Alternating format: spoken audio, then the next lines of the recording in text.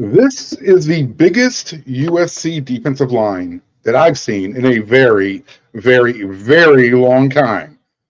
And they're going to be great.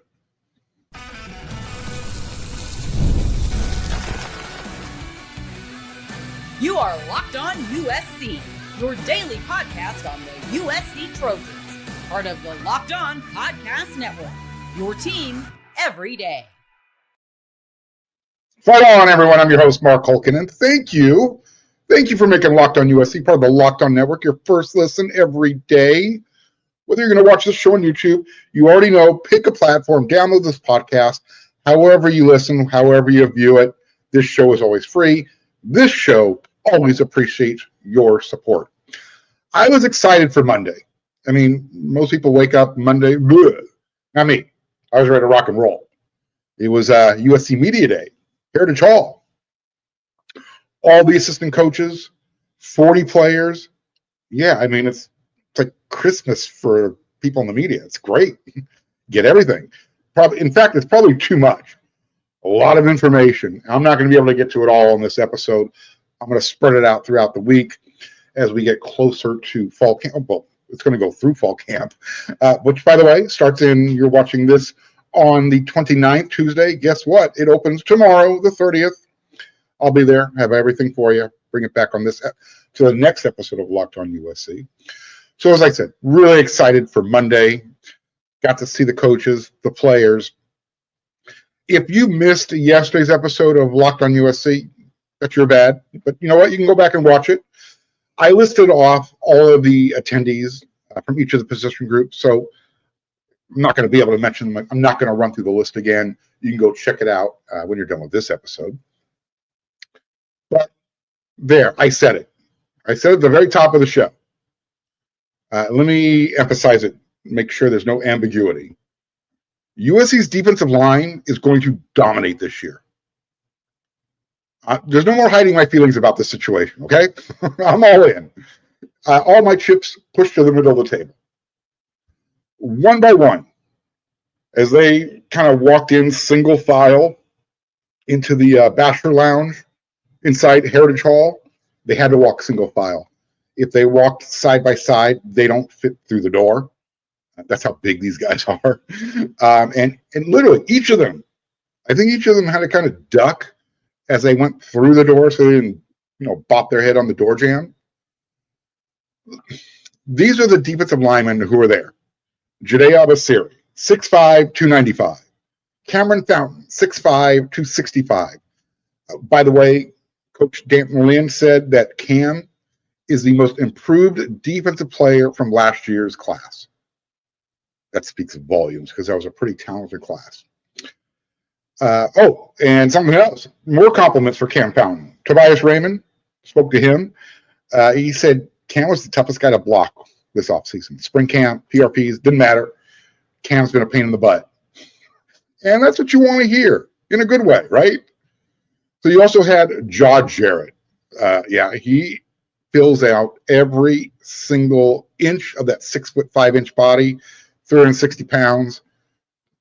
He doesn't look fat. He just looks like a big, massive dude. Another big, massive dude. Anthony Lucas, 6'5", 285. Braylon Shelby, 6'5", 265. Keyshawn Silver, 6'4", 330. And then Devin Tompkins was the other defensive lineman in attendance, 6'5", 290. I'm telling you, no one can keep his name out of their mouth. Every time you talk to somebody, Devin Tompkins, Devin Tompkins, Devin Tompkins. I mean, Coach Riley was singing his tune last week in Las Vegas. Coach Lynn said Devin is the most improved defensive player on the team overall. So now you have Cam Fountain making the leap from year one, true freshman, year two as a true sophomore. And now you've got Coach Lynn saying, yeah, well, you know what? Cam Fountain is going to be great. Devin Tompkins has taken that next level. I mean, that's where he's at. Anyways, just the sheer size of these guys, it's so impressive. I mean, I think the only thing bigger than USC's defensive line on campus is the new Bloom Football Performance Center. And trust me when I say this, folks, all those drone shot videos you've been seeing The pictures does not do it. It does not do it justice. Doesn't even come close. The place is massive, massive. Wait till you see it up close. It's crazy big. And if you've ever been on USC's campus, picture some of the bigger buildings like Michelson Hall. Yeah, it might be right there with it, if not bigger. So USC has made a sizable investment, and it's going to pay off big time. But the group that Coach Henney and Coach Nua get to coach up, yeah, they're getting some big dudes. I mean, they're already coaching up the big dudes, but I just want to emphasize those guys have got to be licking their chops. As you can see on the rundown here, I mentioned that the D line, they made a big impression on the media. Greg Katz, one of my partners in crime over there on the Inside the Trojan Huddle panel show that I do from WeAreSC.com. This is what he had to say. Quote, "The players are big. This looks like a physically big USC football team that's not just big, they're defined. Biceps, legs, chest. They are all very impressive. First off, the bus type of impressive," end quote. He's right. I mean, Greg's been around a while. He's seen a lot of football. He used to coach football. He's seen some of the best teams at USC in the 60s and the 70s, all the way through the present. These guys are monsters.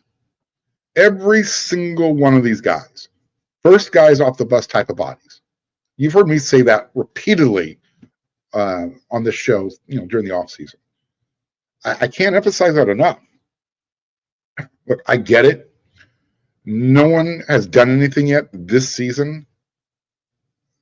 Nevertheless, with that being said, unless USC's coaching staff is just dumb and blind or just straight up lying to us, this group, plus the guys who weren't even there today, I mean, they're going to be, I think this is going to be my catchphrase of the year. They're a major pain in the butt. They are going to be that for the opposing offensive line. Each of them, as they walked in, made me do a double take. But I think Braylon Shelby, I think he looks the most impressive, just in a different way. Remember Wole Batiku, who played for USC? He had that perfectly chiseled body, looked like Tarzan. Unfortunately, at USC, he played like Jane. That's Braylon Shelby. I'm not saying he plays like Jane. No body fat, big biceps, ton of confidence. That really stood out to me. In fact, he told me that he and Cam found really competitive about everything. So if those guys are making each other better by just competing during practice, yeah, I'll take it. And twice on Sundays. We're talking about guys who are going to be playing on Sundays. Everyone in that room has that potential.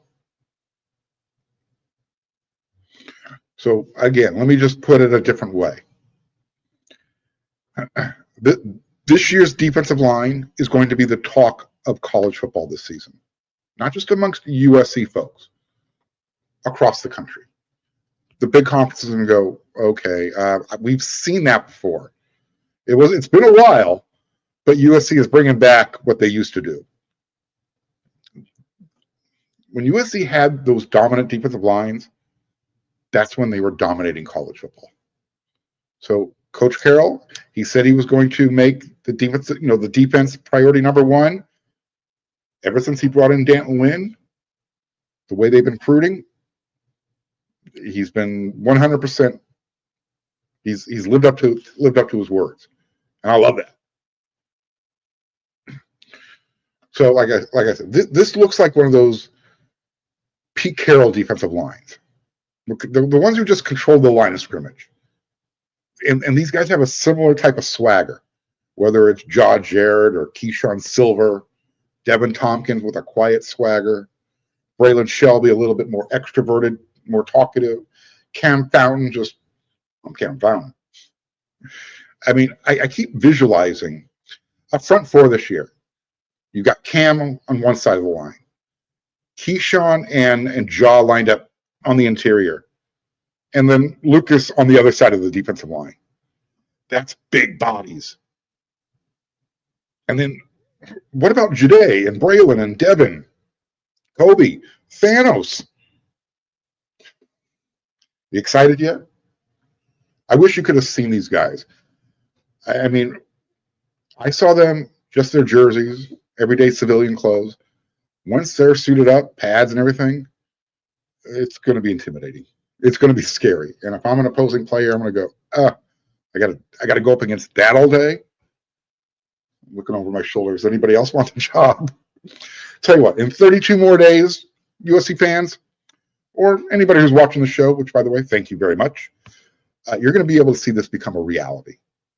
And I cannot wait. In 32 more days, USC, Missouri State, LA Coliseum, 4:30 p.m. kickoff. Be there. All right, we got a couple more segments to go. Coach True, the strength and conditioning coordinator. I think he's the missing link. You're going to love what I have to say in the next segment. And then I got some of the best quotes, at least I thought. And these are only a few of them. Some of the best quotes from Media Day. That's coming up next.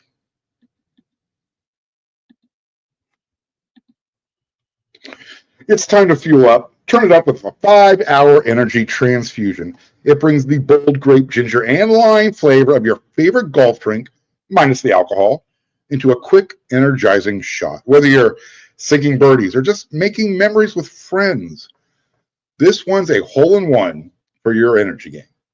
Let's be honest. Some days on the course or off it, you just need that extra boost to stay sharp and energized, right? Look, I'm not an avid golfer, mostly because I suck at it.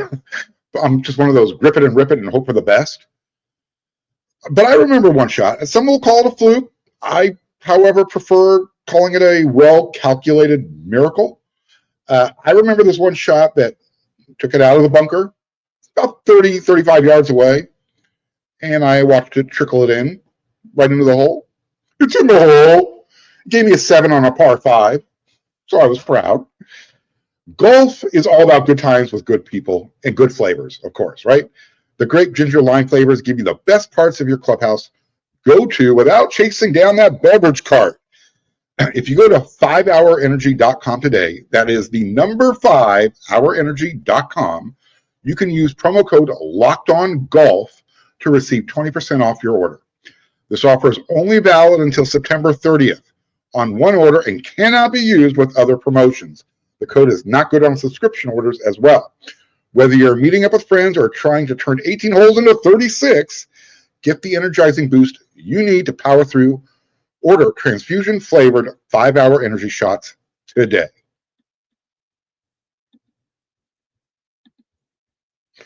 I hope we get to meet strength and conditioning coordinator Truman Carroll soon, because based on what I heard today, he is exactly what the doctor ordered for Team USC. I don't care if I was talking to a player or to a coach. It did not matter. They said Coach True is, and I'm paraphrasing, but, or actually I'm just putting words into their mouth. He's the best thing since sliced bread. I'll say he's even better than that. I can eat bread that's not sliced. He is the best thing for this program right now. Not just from a strength and conditioning perspective, but mostly from a discipline perspective. Scott Schrader, he mentioned, he was talking to Coach Henney, and one of the things he heard, or he took away from it, was he mentioned to Coach Henney about the Washington game that USC lost on the road. Remember, it was unfortunate. Greedy Vance got that personal foul penalty after USC's defense made the stop in the fourth quarter. Well, Coach Henney's like, you know what? That kind of stuff and stuff we don't even see needed to be addressed this offseason. Hiring Coach True was part of fixing those issues. So I think if you want to read between the lines, everyone's kind of trying to figure out why Coach, strength and conditioning coordinator Benny Wiley was let go and the timing of when it happened. Remember, it happened after spring camp. I think maybe there just wasn't enough discipline from Benny when, and I'm using Coach Kenny's words, no one was looking, or not holding people accountable. And I've alluded to that before on Locked on USC. It's just some stuff I had heard. But, and again, Coach Benny was great. Players loved him. But maybe that's why they liked him a lot. Because there was, I don't know, I hate to draw any conclusions, but maybe there just wasn't any fear factor there. Again, no discipline for not being accountable. Anyways, John Ray Reed, General Reed, he had a great take on Trumain Carroll. He's, quote, he's a great guy. He's an honest guy. He's a truthful guy. I think that's why we call him Coach True, because he gives it to you directly. He'd say, hey, I need to see you do this better. I need you to do this better. I need you to believe in this lift. I need you to believe in this run. Like, believe in it. And then as we believed in it, we started progressing more than egressing. I think that was one of the best things about him. He came in, he helped establish what he already wanted established. He put it together. That was the foundation. The strength coach is your foundation. Without them, it's going to be a hard game. I think our identity goes through our strength coaches and stuff like that too. I think they got a good, hard, strong identity, end quote. I mean, if that doesn't, kind of spell it out, I don't know what else does.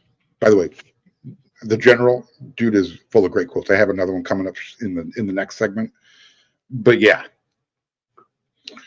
John Ray, he loves what Coach True is doing for the program. And it wasn't just John Ray saying these things. Tobias Raymond, he backed it up. Quote, details. A lot of times, working out, you have to do something a very specific way and a specific order. And if you do it wrong, you have to restart your set. So Tobias was talking about the discipline and making sure, toes on the line, you're lifting a certain way. And Sam Heward mentioned this when we talked about it earlier this summer. Anyways, Tobias continued. You have to do it right the first time, or you have to start all over. And that's basically how a football game is. You mess something up, check that. You don't want to do something out of order or the wrong way because it leads to bigger problems. So the lesson is, if you're lifting the wrong way, you're not doing things in the right order, you might end up hurting yourself. Same thing, if in the game, if you're not doing what you're supposed to be doing it in the correct order, you're letting down the other 10 guys on your team. It's that type of philosophy. So the way Coach True presents the culture, it's resonating with the players. One of the newer guys, wide receiver Zacharias Williams, he said this, very short, sweet, to the point. The way he implements discipline and the work ethic, he really challenged us this offseason. So, to a man, Coach True is making everyone accountable. Again, player, coach, it didn't matter. They all said the same thing. And between Coach True's attention to details and, the team learning from last year's close losses, learning those lessons, and now all of a sudden you got the discipline and the accountability, that was pretty much the number one focus this offseason. That could be the shot in the butt this team needed. Like I said, exactly what the doctor ordered. Coach True, that vitamin B12 shot, to give you a lot of energy, but you understand where I'm going with this. Here's something else. This team is no one's going to call this team soft anymore. Looking at them physically, they're not soft. And especially those guys on both sides of the line of scrimmage. When you start adding elite talent and you combine that with discipline and guys wanting to play with each other, that team camaraderie, everyone believing, being on the same page, trusting each other, that's how you build a championship locker room. And I'm starting to get that vibe. I'm going to be able to get a chance to see that live and in person. Again, practice, fall camp starts, well, you're watching this episode on Tuesday the 29th. Yep, tomorrow, July 30th, first day. And then we actually get to watch a full day of practice. Got to keep the phones in our pocket, no notes taken, but we're going to be able to watch it. Can't wait to see it. Looking forward to it. I mentioned the team's camaraderie, how close they are, how tight they are. I got some of the best quotes from Media Day. It's coming up next.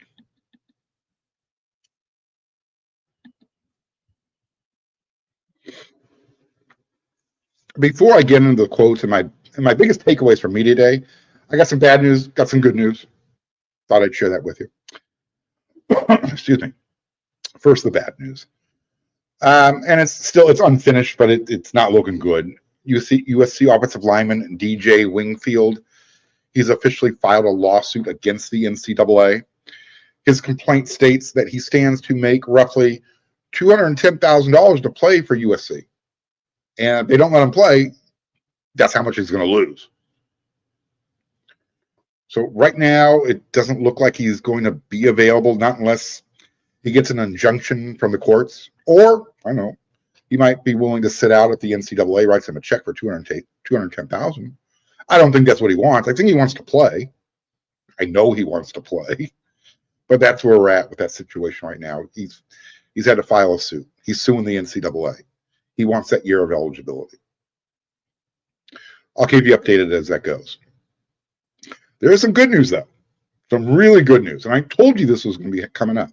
August 1st, remember, if you watched yesterday's episode of Locked on USC, and if you didn't, go check it out when you're done with this episode.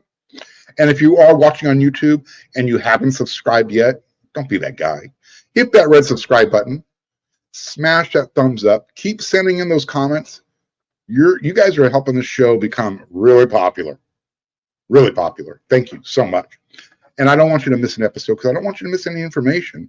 Click that bell notification button. All right. So yesterday's episode of Locked on USC, I told you that August 1st, it would be a great day. Great day. Well, you got fall camp. It's part of it. Well, the news is out. The crystal balls are flowing in for Brett Collegier.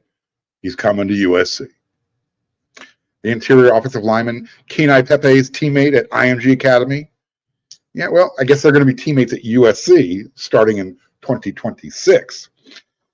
Brett Collegier, interior offensive lineman. Kenai Pepe, one of the top offensive tackles in the country. USC's putting together a pretty darn good class. Number one in the country. Doesn't get better than that. So when Brett makes it official, that'll be 32. 32 guys committed. We know the target number, 35. Something else I can tell you. I'll talk about this more later this week. USC might almost be done with their 2027 recruiting class. How's that for a tease? Yeah. Again, we'll talk about that on another episode. But to say that USC's recruiting is doing really well, that would probably be a massive understatement. USC's recruiting is doing really, really, really well. You know, if I say something 3 times, it's for emphasis. All right. My biggest takeaways from Media Day, the camaraderie with this team. I mean, they love hanging out with each other, even when football time is over. Whether it's barbecues, going to the beach, just hanging out, playing video games, it doesn't matter. These guys have really bonded. I had no idea, but Tobias Raymond, he's the team's grill master. I kept hearing stories about one day we had like 80 cheeseburgers on the grill, a bunch of steaks. But it wasn't just for the offensive line. If you're on the team, you were invited. I'm not on the team. I didn't get an invite. Apparently, neither did Coach Zach Hansen. He's still waiting for his. But yeah, Tobias, everyone, I think it was Braylon Shelby said something. A couple of other defensive linemen were like, yeah, Tobias, he's the man. Anyways, the competition, they talk about it. They talk about how much fun it is.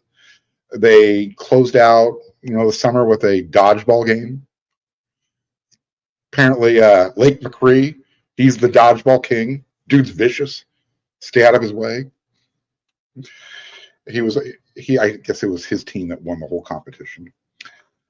Speaking of Tobias, he said his goal, I said, how do you approach, the competition? Are you, do you approach it as the presumptive starter at right tackle, or you go in every day thinking, I got to fight for it. I got to keep going for it.